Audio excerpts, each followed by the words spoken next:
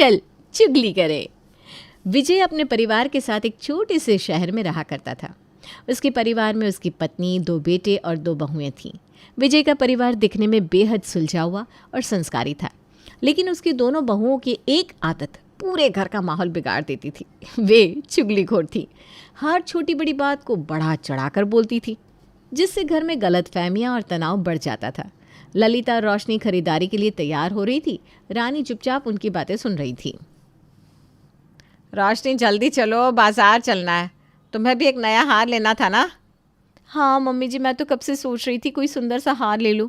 अच्छा, तो छोटे साहब के लिए घर में पैसे नहीं है, लेकिन बहू को हीरे का हार चाहिए। अभी ये खबर मामी को बताती हूँ। ललिता और रोशनी बाजार के लिए निकल जाती हैं और रानी अपनी चुगली की योजना बनाने लगती है। बाजार में ललिता और रोशनी हार खरीदती हैं। नमस्ते माता जी, कहिए क्या देखना है? हमें कोई अच्छा सा हार दिखाइए जो हीरे जैसा दिखे, लेकिन ज़्यादा महंगा ना हो। बिल्कुल, ये वाला देखिए, इसे पहनने पर असली हीरे का ही लुक आएगा। अरे वाह, ये तो बहुत सुंदर है। ठीक है, यही पैक कर दीजिए। ललिता और रोशनी बाजार से लौट आती हैं और अपने कमरे में चली जाती हैं। रानी चुपके से घर से बाहर निकलती है और पड़ोस में रहने वाली मामी सविता के घर पहुंचती है। अरे मामी जी नमस्ते, कैसी हैं आप? अरे रानी बहू, आओ आओ, बैठो बैठो, क्या हाल चाल है? क्या बताऊं मामी जी, घर की हालत ना दिन ब दिन खराब होती जा रही है। क्यों भाई, क्या हुआ? अरे पूछिए मत, एक तो घर में पैसों की तंगी है, ऊपर से हमारी छोटी बहू रानी बनने चली है। अरे क्यों, क्या कर दिया उसने? आज सुबह ही मेरी सासू माँ के साथ बाजार गई थी और सीधा हीरे का हार खरीद कर ले आई। क्या, हीरे का हार? अब आप ही बताइए, घर में पैसे पूरे नहीं पड़ रहे और ये महारानी असली हीरे का हार पहनकर घूमेगी। हद हो गई भाई, ये तो बहुत गलत बात है। मामी जी आप तो जानती है ना, कुछ औरतों को शान शौकत दिखाने का बहुत शौक होता है। बिल्कुल सही कहा बहू। अब देखती हूँ ये खबर और कहाँ कहाँ तक पहुँचती है। सविता पास में रहने वाली रानी की मौसी आरती को फ़ोन करती है। हेलो आरती दीदी, कैसी हो? मैं तो ठीक हूँ, तुम बताओ। अरे दीदी, तुमने सुना क्या? विजय की छोटी बहू रोशनी ने असली हीरे का हार खरीद लिया है। क्या, हीरे का हार? इतनी महंगाई में? हाँ दीदी, और सोचो, घर में खर्चे पूरे नहीं हो रहे और बहू ऐश करने में लगी है। ये तो बहुत गलत बात है, मुझे ललिता से बात करनी होगी। आरती सीधे ललिता के घर पहुंच जाती है। ललिता चाय बना रही थी। ललिता, ये क्या सुन रही हूँ मैं? क्या हुआ दीदी? तुम्हारी छोटी बहू असली हीरे का हार पहन रही है और तुम्हें कुछ पता भी नहीं है? कौन कह रहा है ये सब? मोहल्ले में सब बातें कर रहे हैं। ये जरूर रानी की हरकत होगी। रानी, ये क्या सुन रही हूँ मैं? क्या हुआ मम्मी जी? तुमने मोहल्ले में ये झूठी खबर फैलाई कि रोशनी ने असली हीरे का हार खरीदा है। मम्मी जी, मैंने तो बस मामी जी से हल्की फुल्की बात की थी। हल्की फुल्की? पूरे मोहल्ले में बात फैल गई है। उसी समय विजय भी आ जाता है और मामला और बिगड़ जाता है। ये क्या तमाशा लगा रखा है? आपकी बड़ी बहू रानी घर की शांति भंग करने पर तुली है। रानी, तुम्हें समझ में नहीं आता कि चुगली से परिवार में कितनी दरारें आ सकती है? माफ़ कर दीजिए पापा जी, आगे से ऐसा नहीं होगा। रानी उस वक्त तो चुपचाप वहाँ से माफ़ी मांगकर हट जाती है, पर रोशनी भी इन मामलों में कुछ कम नहीं होती। रात का समय, घर में ललिता की तबीयत ठीक नहीं थी। ललिता बिस्तर पर लेटी थी। उसे हल्की सर्दी और सिर दर्द महसूस हो रहा था। गौरव और रानी उनके पास बैठे थे। मम्मी, आपको डॉक्टर को दिखा दे? नहीं बेटा, बस थोड़ा सिर दर्द है, आराम कर लूँगी तो ठीक हो जाऊँगी। मम्मी जी अगर कोई ज़रूरत हो तो बता दीजिएगा, मैं यहीं हूँ। हाँ बेटा। थोड़ी देर बाद ललिता सो जाती है। गौरव और रानी अपने कमरे में चले जाते हैं। कुछ समय बाद रानी अचानक गौरव से बात करती है। सुनिए ना, कल हमने सिनेमा जाने का प्लान किया था ना? हाँ, लेकिन मम्मी की तबीयत। अरे तो मम्मी ने खुद ही तो कहा है आराम करने से ठीक हो जाएंगी, हम ज़्यादा देर नहीं रुकेंगे। ठीक है, लेकिन एक बार मम्मी से पूछ लेते हैं। गौरव ललिता के पास जाता है और धीरे से पूछता है। मम्मी, हम एक मूवी देखने जाने का सोच रहे थे, अब ठीक होंगी ना? हाँ बेटा, जाओ जाओ, मैं ठीक हूँ। ठीक है मम्मी। गौरव और रानी सिनेमा जाने की तैयारी करते हैं। रोशनी ये सब देख रही थी और मन ही मन मुस्कुराती है। उसे चुगली करने का मौका जो मिल गया था। सुबह रोशनी पड़ोस में मौसी आरती के घर पहुंचती है। अरे रोशनी बहू, इतनी सुबह सुबह सब ठीक तो है ना? अब क्या बताऊं मौसी जी, घर में तो हद ही हो गई है। क्यों, क्या हुआ? अरे हमारी मम्मी जी की तबीयत बहुत ख़राब थी, सिर दर्द से तड़प रही थी, और सोचिए ऐसे में उनकी बड़ी बहू रानी और बेटा दोनों सिनेमा देखने चले गए। क्या सच कह रही हो? हाँ मौसी जी, मैंने खुद देखा। बेचारे पापा जी भी परेशान थे, लेकिन उनकी किसी ने परवाह ही नहीं की। ये तो बहुत गलत बात है। माँ बीमार हो और बहू बेटा मौज मना रहे हो। मैं अभी गौरव को ही रास्ते में पकड़ कर पूछती हूँ। हाँ मौसी जी, आप ही समझाइए, वरना ये तो बिगड़ते ही जा रहे। गौरव सब्जी लेने बाजार जा रहा था, तभी रास्ते में आरती उसे देख लेती है और तुरंत उसके पास पहुंचती है। गौरव बेटा रुक जाओ, मुझे तुमसे बात करनी है। अरे मौसी जी क्या हुआ? तुम्हें शर्म नहीं आई? तुम्हारी माँ बीमार थी और तुम सिनेमा देखने चले गए। ये आपको किसने कहा? अरे मुझे सब पता है। तुम्हारी माँ बेचारी दर्द से तड़प रही थी और तुम मौज करने चले गए। मौसी जी आपने गलत सुना है। हम मम्मी से पूछ कर गए थे, उन्होंने खुद कहा था कि आराम कर लूँगी तो ठीक हो जाऊँगी। सच कह रहे हो क्या? हाँ मौसी जी, मैं अपनी माँ को यूं ही नहीं छोड़ सकता। अच्छा, फिर किसी ने ये बात बढ़ा चढ़ा कर बताई होगी। बिल्कुल, और मुझे अंदाज़ा भी है कि वो कौन हो सकता है। गौरव घर आता है। रोशनी चाय बना रही थी, वो सीधा उसके पास जाता है। रोशनी भाभी, आपने मौसी जी को क्या बताया? मैंने तो बस क्या, हमारी बात को मिर्च मसाला लगाकर पूरी दुनिया को बता दिया? अरे मैंने तो बस चिंता जताई थी। चिंता या फिर चुगली? तभी ललिता आवाज़ सुनकर अपने कमरे से बाहर आती है। क्या हुआ गौरव? मम्मी, मौसी जी मुझे डांट रही थी कि मैं आपको बीमार छोड़कर सिनेमा चला गया था। पर तुम मुझे पूछने आए थे और मैंने खुद तुम्हें जाने दिया था।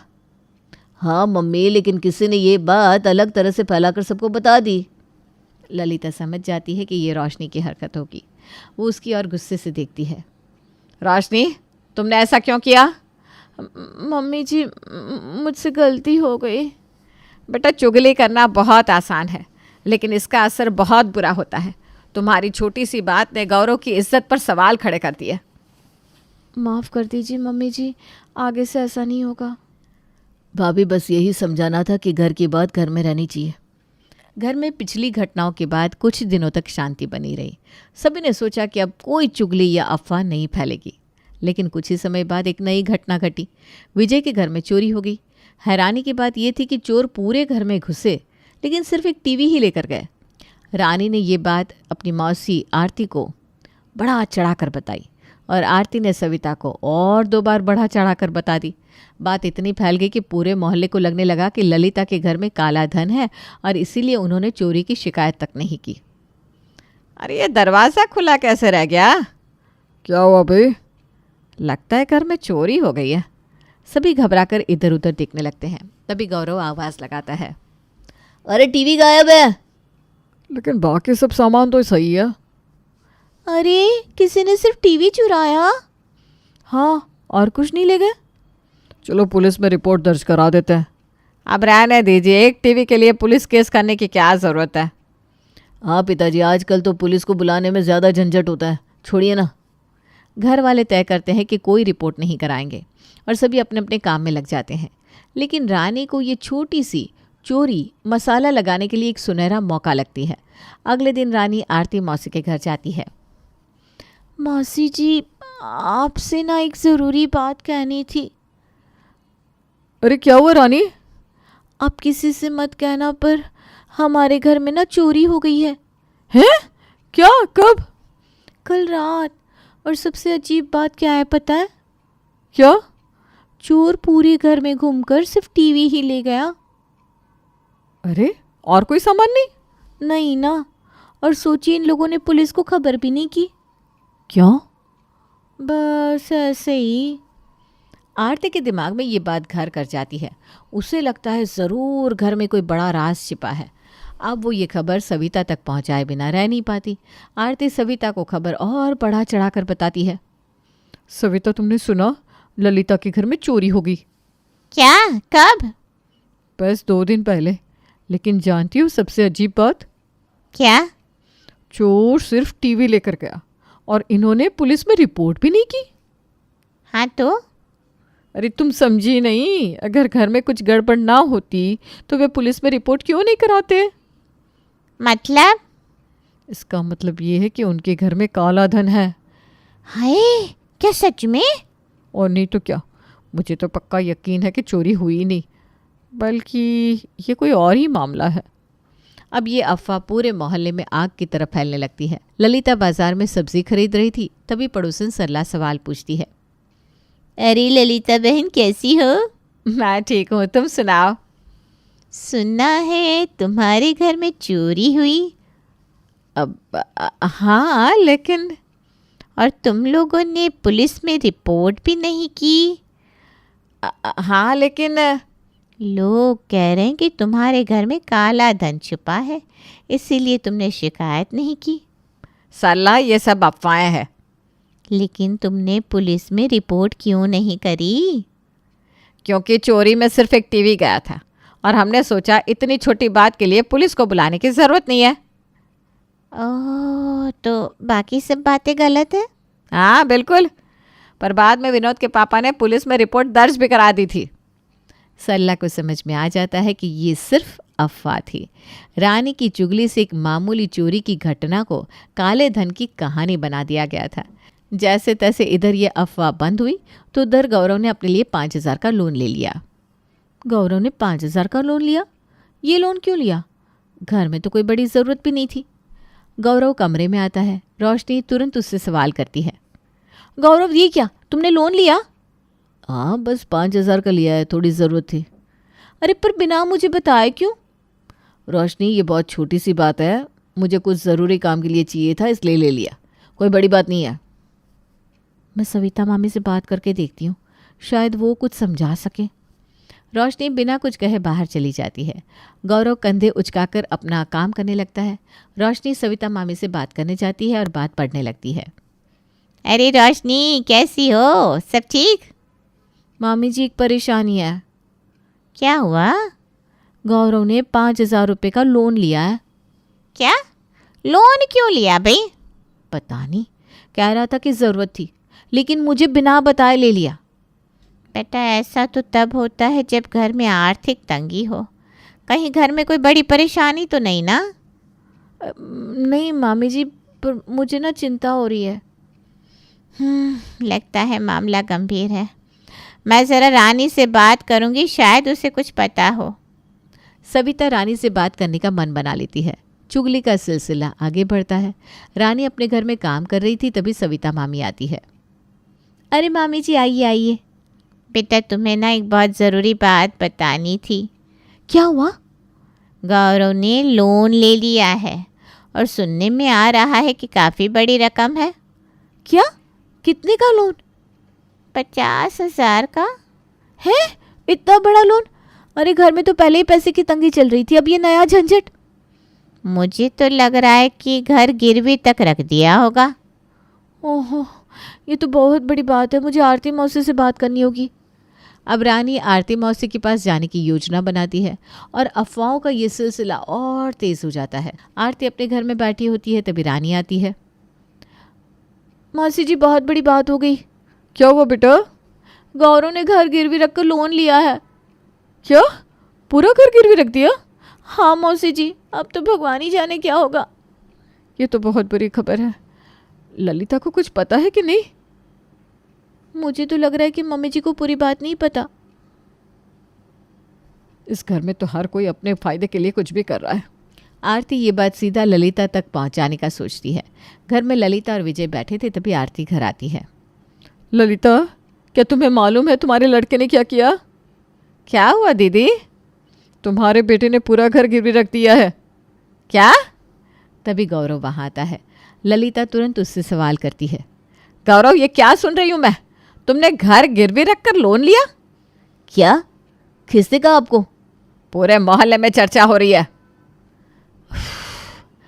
मम्मी, मैंने सिर्फ 5,000 का लोन लिया था। घर गिरवी रखने की बात झूठ है। 5,000 के लिए घर कौन गिरवी रखता है? क्या? हाँ, ये सब चुगली और अफवाहों का नतीजा है। सभी घर वाले चुप हो जाते हैं। विजय गहरी सांस लेते हुए पूरे परिवार को समझाता है। अब बहुत हो गया, ये घर अफवाहों का अड्डा बनता जा रहा है। आज हम सबको समझना होगा कि चुगली एक घर को बर्बाद कर सकती है। सही कहा पापा। अगर यही चलता रहा तो हम खुद अपने घर को तबाह कर देंगे। हमें माफ़ कर दीजिए, हमें माफ़ कर दीजिए। बस आगे से ध्यान रखना। पूरा परिवार एक दूसरे की ओर देखता है और महसूस करता है कि चुगली से केवल गलतफहमियां और झगड़े पड़ते हैं। विजय और ललिता को उम्मीद होती है कि अब सब बदल जाएगा, लेकिन रानी और रोशनी अपनी आदतों से बाज नहीं आती। अगले ही दिन से चुगलियों का सिलसिला फिर से शुरू।